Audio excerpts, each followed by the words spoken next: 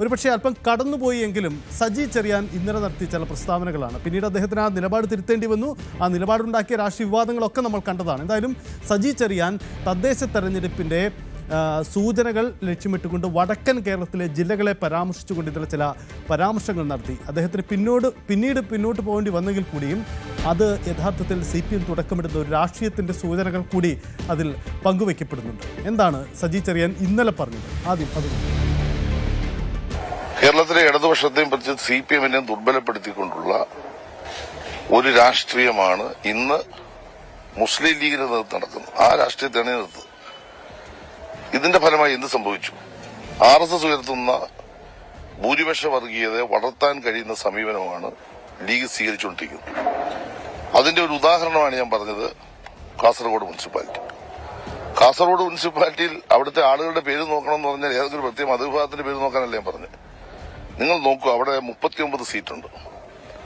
മതേതരത്വം പറഞ്ഞ ഞങ്ങളുടെ പാർട്ടി കിട്ടിയത് ഒരു സീറ്റാണ് CPM-ന്. ഞങ്ങളുടെ സ്വതന്ത്രനായിട്ട് ഒരാൾ ജയിച്ചു. കോൺഗ്രസ് മതേതരത്വം പറയുന്ന പാർട്ടി കിട്ടിയ 2 സീറ്റാണ്. അവിടെ വർഗീയത പറഞ്ഞ BJP-ക്ക് ഹിന്ദു ഭൂരിപക്ഷ മേഖലയിൽ 12 സീറ്റ് ജയിച്ചു.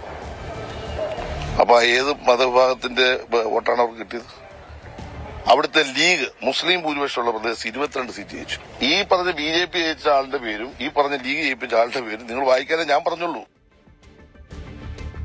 ഇതാണ് ഇന്നലെ സജി ചെറിയാൻ പറഞ്ഞത്. പക്ഷേ ഇത് വലിയ വിവാദമുണ്ടാക്കിയാണ്. CPM തീക്കൊള്ളി കൊണ്ട് തല ചൊറിയുന്നു എന്ന നിലപാടാണ് എടുക്കുന്നത് പൊതുവിൽ പ്രതിപക്ഷ നേതാക്കൾ. നമുക്കതിൻ്റെലേക്ക് വരാം. പക്ഷേ എന്തായാലും CPM നേതൃത്വത്തിന് തന്നെ ഈ സജി ചെറിയാൻ്റെ ഈ പരാമർശത്തോട് യോജിപ്പില്ല. രാവിലെ MV ഗോവിന്ദനോട് ഇത് സംബന്ധിച്ച് ചോദ്യമുണ്ടായി. പക്ഷേ അദ്ദേഹം അത് നിലപാടെടുക്കാതെ പോവുകയാണ് ചെയ്തത്. ആ അതൃപ്തി തന്നെയാണ് നൽകുന്നത്. സജി ചെറിയാൻ തുടർച്ചയായി ഇങ്ങനെ വിവാദങ്ങൾ ഉണ്ടാക്കുന്നു എന്നതാണ് CPM-ന്റെ പ്രശ്നം. എന്തായാലും ഈ വികാരം സജി ചെറിയാനെ അറിയിച്ചിട്ടുണ്ട്. ഒടുവിൽ സജി ചെറിയാൻ നിലപാട് തിരുത്തുന്നു. താൻ പറഞ്ഞത് വളച്ചൊടിച്ചു എന്നാണ് മന്ത്രിയുടെ വിശദീകരണം. മുസ്ലിം മേഖലയിൽ ലീഗും ഹിന്ദു മേഖലയിൽ BJP-യും ജയിക്കുന്നു. പാർലമെന്റിൽ BJP-ക്ക് ഒറ്റ മുസ്ലിം അംഗം പോലുമില്ലെന്നും മതേതരത്വം പറയുന്ന പാർട്ടികൾ പരാജയപ്പെടുന്നുവെന്നുമാണ് താൻ ഉദ്ദേശിച്ചെന്നുമാണ് അദ്ദേഹത്തിന്റെ വിശദീകരണം. കേരളത്തിലെ ഇടതുപക്ഷത്തെയും പറ്റി CPM-നെ ദുർബലപ്പെടുത്തിക്കൊണ്ടുള്ള ഒരു രാഷ്ട്രീയമാണ് ഇന്ന് മുസ്ലിം ലീഗിന്റെ നേതൃത്വം നടക്കുന്നത്. ആ രാഷ്ട്രീയത്തെയാണ് നിർത്തുന്നത്. ഇതിന്റെ ഫലമായി എന്ത് സംഭവിച്ചു? RSS ഉയർത്തുന്ന ഭൂരിപക്ഷ വർഗീയതയെ വളർത്താൻ കഴിയുന്ന സമീപനമാണ് ലീഗ് സ്വീകരിച്ചുകൊണ്ടിരിക്കുന്നത്. അതിന്റെ ഒരു ഉദാഹരണമാണ് ഞാൻ പറഞ്ഞത്. പക്ഷെ മിനിസ്റ്റർ ഒരു കാര്യം, CPM സ്ഥാനാർത്ഥികൾ ജയിച്ചില്ല എന്നുകൊണ്ട് ജയിച്ച സ്ഥാനാർത്ഥികളുടെ മതത്തിന്റെ അടിസ്ഥാനം ശരിയായ നിലപാടാണ്. ഞാൻ പറഞ്ഞില്ല, പറയാത്ത നിങ്ങളെന്തിനാ പറയുന്നത്?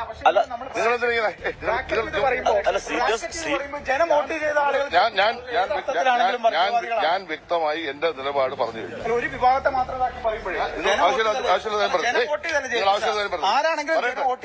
അങ്ങനെ സംസാരിക്കരുത്. നിങ്ങൾ ഒരു മതേതരവാദിയാണ്. ഞാൻ പറയട്ടെ, ഞാൻ പറഞ്ഞതിനെ പറ്റി കൃത്യമായി ക്ലാരിഫൈ ചെയ്തു. ഏതെങ്കിലും ഒരു വിഭാഗത്തെ പറ്റില്ല. നിങ്ങൾ അവിടെ BJP-ക്ക് ജയിച്ച ആളുടെ പേരും ലീഗിന് വേണ്ടി ജയിച്ച ആളുടെ പേരും നോക്കിയാൽ മതി എന്ന് ഞാൻ പറഞ്ഞു. മലപ്പുറവും കാസർഗോഡും മാത്രം എടുത്ത് പറയുമ്പോൾ അത് അസ്വാഭാവികതയില്ല ഒരു മതേതരത്വ സമൂഹത്തിൽ. അത് ബ്രാക്കറ്റ് ചെയ്ത് പറയല്ലേ, 2 ജില്ലകളെ മാത്രം. അവിടെ എല്ലാ വിഭാഗം എന്തുകൊണ്ട് തൃശ്ശൂർ അല്ലെങ്കിൽ എറണാകുളം പറയുന്നില്ല? മലപ്പുറവും കാസർഗോഡും വരുമ്പോൾ വിഭാഗത്തെ ടാർഗറ്റ് ചെയ്യുന്ന പരിപാടിയാണ്. മലപ്പുറത്തെയും കാസർഗോഡിനെയും ടാർഗറ്റ് ചെയ്തുകൊണ്ട് ഇത്തരം പരാമർശങ്ങൾ നടത്തുന്നു എന്നതാണ് പ്രധാനപ്പെട്ട കാര്യം. അതായത് വെള്ളാപ്പള്ളിയുടെ മലപ്പുറം പ്രസ്താവനയ്ക്ക് സമാനമല്ലേ ഇത് എന്ന ചോദ്യവും വിമർശനവുമാണ് ഉയരുന്നത്. എന്തായാലും സജി ചെറിയാൻ്റെ ഈ പ്രസ്താവനയിൽ CPM-നും കടുത്ത അതൃപ്തിയുണ്ട്. കാരണം ഒരു തെരഞ്ഞെടുപ്പിലേക്ക് വീണ്ടും പോകുന്ന ഘട്ടത്തിൽ ഒരു മന്ത്രി തന്നെ ഇങ്ങനെ തുടർച്ചയായി വിവാദങ്ങൾ പെടുന്നു എന്ന സാഹചര്യമുണ്ട്. എന്തായാലും MV ഗോവിന്ദൻ രാവിലെ ഈ ചോദ്യത്തോട് പ്രതികരിച്ചത് രാവിലെ ഇങ്ങനെയാണ്. അദ്ദേഹത്തിന് പാർട്ടിയുടെ അതൃപ്തി പ്രകടമാക്കുന്നതായിരുന്നു അദ്ദേഹത്തിൻ്റെയും. സജി ചെറിയാൻ ഒരു വിവാദ പരാമർശം നടത്തി. അതായത് മലപ്പുറത്തെയും കാസർഗോഡെയും അത് അങ്ങനെ പറയാൻ പാടുണ്ടോ? അവരുടെ പേര് നോക്കി വിലയിരുത്താന്നുള്ളത്. യെസ്, അത് CPM-ന്റെ അതൃപ്തിയാണ് ആ കാണിക്കുന്ന MV ഗോവിന്ദന്റെ വാക്കുകളിലുള്ളത്. ഒടുവിൽ ആ അതൃപ്തിയിലൂടെയാണ് ഒടുവിൽ സജി ചെറിയാൻ തിരുത്തി പറയേണ്ടി വരുന്നത്. ഇന്ന് അല്പസമയം മുമ്പ് സജി ചെറിയാൻ്റെ നമ്മൾ കണ്ട പ്രതികരണത്തിൽ തന്നെ അദ്ദേഹം ഏർപ്പെട്ടിരിക്കുന്ന ഒരു പ്രതിസന്ധി കൂടി, അതിൻ്റെ സമ്മർദ്ദം കൂടി നമുക്ക് വ്യക്തമാകുന്നുണ്ട്. എന്തായാലും ഈ CPM-ന്റെ പൊതു നിലപാടാണ് ഇതെന്ന വാദം ഉന്നയിച്ചുകൊണ്ട് പ്രതിപക്ഷ സംഘടനകളും ശക്തമായ നീക്കത്തിന് ഒരുങ്ങിക്കഴിഞ്ഞിരിക്കുകയാണ്.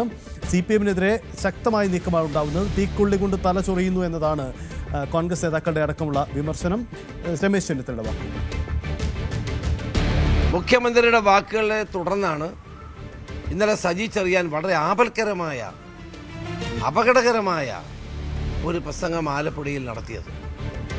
അദ്ദേഹം കാസർകോട്ടെയും മലപ്പുറത്തെയും തെരഞ്ഞെടുക്കപ്പെട്ട മെമ്പർമാരുടെ എണ്ണം പറഞ്ഞുകൊണ്ട് നടത്തിയ പ്രസംഗം എനിക്കത് ആവർത്തിക്കാൻ പോലും കഴിയില്ല.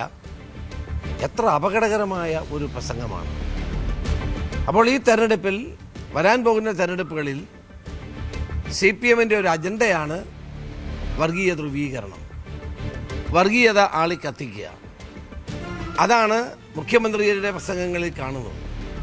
അതാണ് അതേ തുടർന്ന് സജി ചെറിയാൻ നടത്തിയ പ്രസംഗം.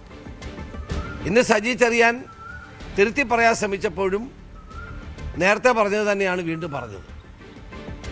അത് CPMന്റെ ഒരു അജണ്ടയാണ്. ഈ വരാൻ പോകുന്ന തെരഞ്ഞെടുപ്പിൽ CPM വർഗീയ കാർഡ് കളിക്കാൻ ശ്രമിക്കുകയാണ്. സജി ചെറിയാൻ പറഞ്ഞതിൻ്റെ അർത്ഥം എന്താ? പരിപൂർണമായി സംഘപരിവാർ അജണ്ടയിലേക്ക് മാർക്സിസ്റ്റ് പാർട്ടി മാറിയിരിക്കുന്നു എന്നുള്ളതിൻ്റെ തെളിവാണ്. 2 ജില്ലകൾ ചൂണ്ടിക്കാണിച്ച് ആ ജില്ലയിൽ നിന്ന് ജയിച്ചു വന്നവരുടെ പേര് പരിശോധിക്കണമെന്ന് പറഞ്ഞാൽ അത് പച്ചയ്ക്ക് വർഗീയതയല്ലേ? അങ്ങനെ ഒരു വർഗീയത BJPക്കാർക്ക് പോലും പറയാൻ കഴിഞ്ഞിട്ടുണ്ടോ? ഇതാണ് കെ മുരളീധരനും രമേശ് ചെന്നിത്തലയും. അല്പസമയത്തിനുള്ളിൽ നമുക്ക് പ്രതിപക്ഷ നേതാവ് VD സതീശന്റെ കൂടി വാക്കുകൾ നോക്കാം. എന്തായാലും ഈ രാഷ്ട്രീയം വലിയ രീതിയിൽ ചർച്ച ചെയ്യപ്പെടുന്നു എന്നതാണ്. നിയമസഭാ തെരഞ്ഞെടുപ്പിന് പടിവാതുക്കൽ സെറ്റിടുകയാണ് എല്ലാവരും. അതിന്റെ തുടക്കവും നീക്കവും കൂടിയാണ് സംഭവിക്കുന്നത്. DV അരുൺ എനിക്കൊപ്പമുണ്ട്. Arun, good morning. ഈ പ്രധാനം ഇപ്പോഴത്തെ ഈ സജി ചെറിയാന്റെ പ്രസ്താവനയെ മാത്രം എടുത്തല്ലല്ലോ നമ്മൾ കാണേണ്ടി വരുന്നത്. ഇന്നലെയും മിനിഞ്ഞാന്നുമായി നടന്ന വെള്ളാപ്പള്ളിയും NSS ജനറൽ സെക്രട്ടറിയും നടത്തിയ പ്രസ്താവനകൾ, ഈ പ്രസ്താവനകളുടെയും സമുദായ ഐക്യപ്രഖ്യാപനങ്ങളുടെയും ആകത്തുക ഏതെങ്കിലും ഒരു പ്രത്യേക സമുദായത്തിന് കൂടുതൽ പരിഗണന കിട്ടുന്നു, അങ്ങനെയെങ്കിൽ അതിനെ ചെറുത്തു തോൽപ്പിക്കാൻ ഞങ്ങൾ ഒന്നിച്ചു നിൽക്കുന്നു എന്നതാണ്. അപ്പോൾ ആ വികാരം തിരിച്ചറിഞ്ഞുകൊണ്ടുള്ള ഒരു നീക്കം CPM നേതാക്കളിൽ നിന്നുണ്ടാകുന്നു എന്ന് വേണോ മനസ്സിലാക്കാൻ. അങ്ങനെയെങ്കിൽ ഈ പ്രതിപക്ഷം ആരോപിക്കുന്നത് പോലെ ഒരു വർഗീയ കാർഡ് ഇറക്കുക എന്നൊരു തന്ത്രം CPM നടത്തുന്നു എന്ന ആക്ഷേപം അത് ശരിയാകുമോ? അവരും